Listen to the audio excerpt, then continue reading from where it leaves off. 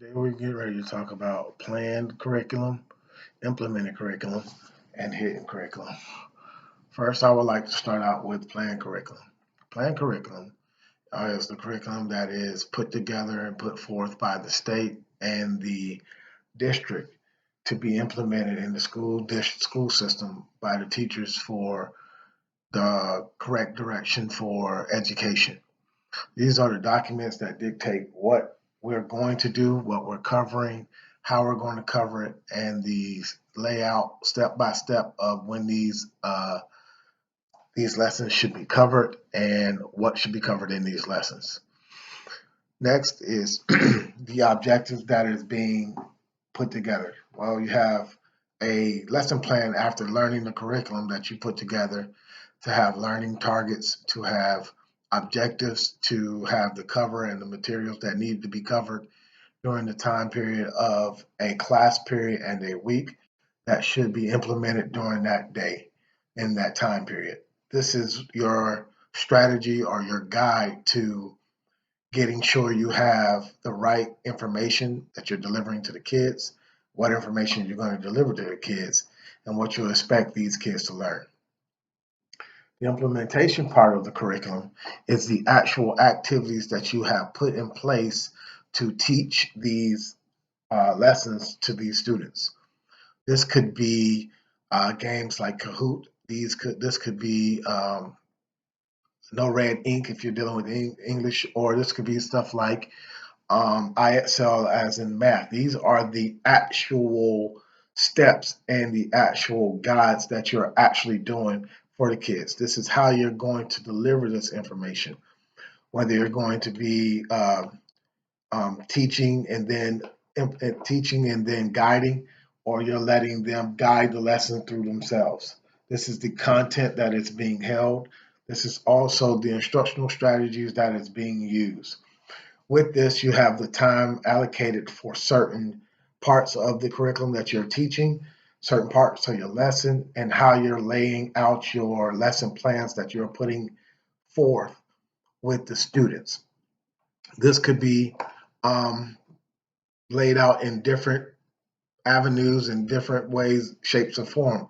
Whether you're doing team teaching, as in the small groups, whether you're doing whole group teaching to get the information, or whether you're doing um, each one teach one lessons. These is where the meat and potatoes of where you are actually teaching the information to the students so that you can figure out whether they have learned, whether they need to relearn, or whether you need to stop and reteach everything that's going on. This is what happens in the classroom. This is from the point where your students step into the classroom, whether they're doing do nows, um, from giving out the information that they learned from the previous class, whether they are now into the whole instruction of the lesson that is being taught, whether they're doing their independent work or guided work, whether they're showing us how the information that you are trying to teach them is being learned. Last, you have the hidden agenda.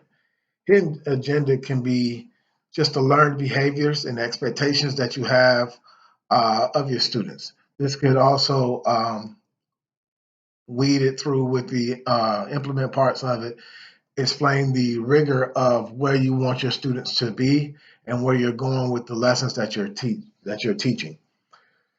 Excuse me. This is part of the social norms that you have in your classroom and that you have in the building when it comes to instructing and teaching the curriculum that has been laid forth to you.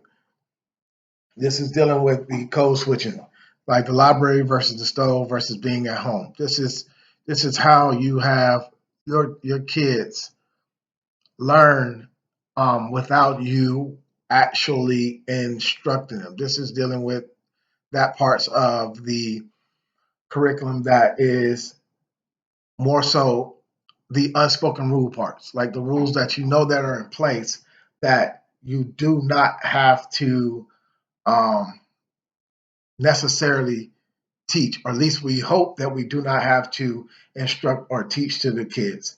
This is taught concurrently through with the context. This is, social norms um, like not hitting, like not touching, not getting out of your seat, not disrupting classes. This is just the rules that are already in place that your kids should already come with after um, while they were being groomed through elementary school all the way through high school. Here are some of the things where you're unpacking the standards, going back to um, implementing this with the content part of where you did some of the unpacking the standards was not seen. Where you are doing meetings, where you are with your co-teachers planning out lessons to implement this stuff. This is like the planned assessments first, like you working backwards. Excuse me, I'm sorry. This is like dealing with the understand by design, where you work backwards to get to your goal that you're trying to achieve. You started with the assessments and then you work backwards with how to teach the kids the learned stuff that is dealing with the assessments that you are putting forward. Excuse me. And then this is dealing with also self-reflection, the teacher, the audit of yourself, the learning if you are being productive with putting forth the information that you need to do, and if you're being a adequate teacher to be able to deliver the lessons in the curriculum throughout the classroom to get your students to learn. This is the my layout of being planned, being implemented, and the hidden parts of the curriculum.